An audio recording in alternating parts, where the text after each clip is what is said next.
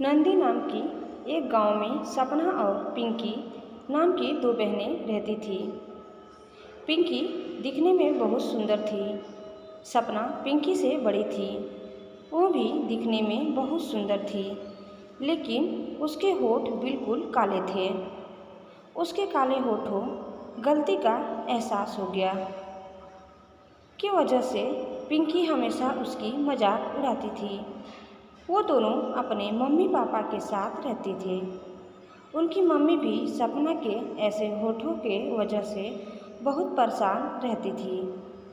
ऐसे ही एक दिन घर में पिंकी सपना की मजाक उड़ा रही थी। पिंकी, सपना तेरे होठ क्यों काले हैं? पता है, क्योंकि मम्मी पापा ने तुझे काले जंगल से उठा लाए थे, इसीलिए तो मम्मी पापा मुझसे ज़्यादा प्यार करते हैं। सपना पिंकी की बात सुनकर दुखी हो जाती है। तब वहाँ पर उनकी मम्मी आती है। सपना, मम्मी मेरे होठ काले हैं, इसीलिए आप और पापा मुझसे प्यार नहीं करते। माँ, बेटी, यह सब तुम क्या बोल रहे हो? कोई भी माँ के लिए उनका बच्चा खराब नहीं होता। मैं पिंकी से जितना प्यार करती हूँ, तुमसे भी उतना ही प्यार करती हूँ। यह कहकर उसकी माँ वहाँ से चली जाती है। पिंकी फिर सपना की मजाक उड़ाना शुरू कर देती है। ऐसे ही कुछ दिन निकल गए। एक दिन सपना कॉलेज जाने के लिए घर से बाहर निकली। जब वह कॉलेज जा रही थी, तब रास्ते में पिंकी और उसकी सहेलियां खड़ी होकर बात कर रहे थे। उन लोगों ने जब सपना को देखा, सहेली, अरे यह तेरी वो काले होठ वाली बहन है ना? पिंकी, अरे सबके सामने मत बोल, अगर सबको पता चल गया तो सब मेरा मजाक उड़ाएंगे। सहेली, लेकिन इसके होठ इतने काले क्यों हैं? बचपन में इसने काला लिपस्टिक लगा लिया था क्या? पिंकी, मुझे तो लगता है इसके होठों में आग लग गया था और इसके होठ जल के काले हो गए। सहेली दूसरी, हाँ हाँ, मुझे भी ऐसा ही लगता है। इसके तो बहुत पैसे बच जाते होंगे, इसको लिपस्टिक की ज़रूरत नहीं पड़ती होगी। वह सब लोग सपना को लेके हंसी मजाक करने लगे। सपना यह सुनकर बहुत दुखी हो गई और वहाँ से चली गई। हो गई कुछ सालों बाद सपना और पिंकी बड़ी हो गई और उनकी शादी की उम्र हो गई। तब एक दिन उनकी माँ उनसे बोली, माँ, सपना बेटी तू पिंकी से बड़ी है, इसीलिए तेरी शादी करवाने के लिए हमने एक लड़का ढूंढा है। कल लड़के वाले तुझे देखने आएंगे। पिंकी, लेकिन माँ, इसके ऐसे होठ देखकर कोई इससे शादी नहीं करेगा। माँ, पिंकी ऐसा नहीं कहते। सपना बेटी, तुम कल अच्छे से तैयार हो जाना और होठों में बहुत सारे लिपस्टिक लगा लेना, ताकि लड़के वालों को तुम्हारी होठों के बारे में पता ना चले। सपना, लेकिन माँ, किसी को झूठ बोलने से तो पाप लगता है। अगले दिन सुबह लड़के वाले सपना को देखने के लिए उनके घर आते हैं। जैसे ही सपना बाहर आई, उसको देखकर लड़के की माँ बोली, माँ दो, अरे छी, इसके होठों तो बिल्कुल काले हैं। माँ, नहीं नहीं, इसने ना कल गलती से खराब लिपस्टिक लगा लिया था, तब से इसके होठ ऐसे हो गए। आप फिक्र मत कीजिए, इसके होठ बिल्कुल लाल है। सपना, नहीं आंटी, मम्मी आपको झूठ बोल रही हैं, मेरे होठ बचपन से ही ऐसे हैं। यह सुनकर लड़कों वालों ने शादी के लिए मना कर दिया और वहाँ से चले गए।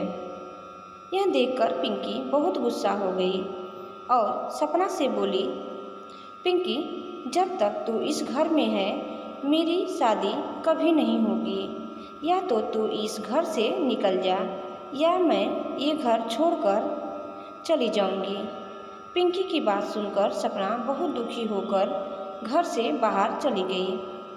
चलते चलते वो एक जंगल के पास पहुंच गई। जब वो उस जंगल के पास से जा रही थी तब उसे बूढ़ी औरत दिखाई दी।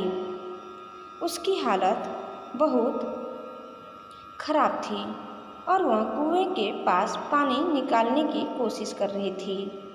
सपना, क्या हुआ दादी, आप यहाँ पर क्या कर रही हो? दादी, बेटी मुझे बहुत प्यास लगी है। मैंने बहुत लोगों से थोड़ा पानी मांगा लेकिन किसी ने मुझे थोड़ा पानी पीने के लिए नहीं दिया। सपना, लेकिन अब इस कुएं के सामने क्या कर रही हैं? दादी, मैं बहुत देर से इस कुएं से पानी निकालने की कोशिश कर रही हूँ पर मुझसे नहीं हो रहा है। क्या तुम मेरी मदद करोगी? सपना, हाँ दादी, क्यों नहीं, आप इधर आइए, मैं पानी निकाल रही हूँ। यह कहकर सपना उस कुएं से पानी निकालकर उस बूढ़ी औरत को पीने के लिए देती हैं। पानी पीने के बाद उनकी हालत ठीक हो जाती है। तो वह सपना से कहती हैं, दादी, बेटी तुमने पानी निकालकर मेरी जान बचाई है। मैंने बहुत लोगों से मदद मांगा था लेकिन किसी ने मेरी मदद नहीं की। तुम्हारे दिल बहुत साफ है और तुम दूसरों की दर्द को समझते हो, इसीलिए मैं तुम्हें कुछ देना चाहती हूँ।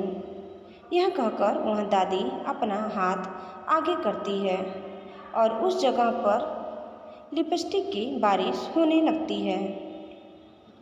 सपना यह देख चौंक जाती है। तब वो दादी उससे कहती है, दादी, बेटी अब कोई एक लिपस्टिक उठाकर तुम अपने होठों पर लगा लो, फिर देखना तुम्हारे होठ सबसे सुंदर हो जाएंगे, फिर तुम्हें कोई कुछ नहीं बोल पाएगा।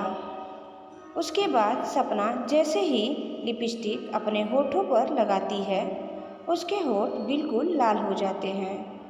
वो अपने होठों को देखकर बहुत खुश हो जाती है और वह खुशी से नाचने लगती है। फिर सपना वहाँ से अपने घर वापस चली गई। जैसे ही वो घर जाती है उसके लाल होठ देखकर सब लोग हैरान हो जाते हैं। माँ, तूने क्या किया? तेरे होठ कैसे इतने सुंदर हो गए? सपना ने अपने माँ को सब कुछ बताया। यह सुनकर माँ बहुत खुश हो गई लेकिन पिंकी सपना को देखकर जलने लगी और मन ही मन सोचने लगी, अगर मेरे होठ भी इसके जैसे सुंदर नहीं हुआ तो कोई भी मुझसे प्यार नहीं करेगा। मैं भी कल उस दादी के पास जाऊंगी। अगले दिन सुबह पिंकी एक पानी का बोतल लेकर उस बूढ़ी औरत को ढूंढते ढूंढते जंगल के पास पहुंच जाती है। तब उसे वो बूढ़ी औरत मिल जाती है। तब पिंकी उनसे कहती हैं, ये लीजिए, मैं आपके लिए पानी लेकर आई हूँ। अब मेरे लिए जादुई लिपस्टिक की बारिश करवा दो। दादी, अभी बारिश की कोई ज़रूरत नहीं है। मुझे पता था तुम आओगी, इसीलिए मैंने तुम्हारे लिए पहले से लिपस्टिक रखा है। तुम ये लो।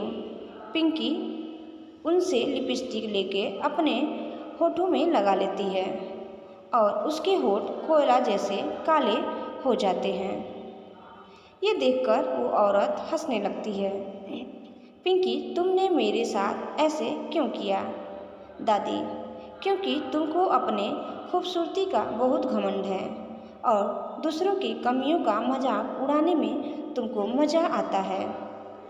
अब तुम्हें पता चलेगा जब कोई तुम्हारा मजाक उड़ाएगा तब कैसा लगता है।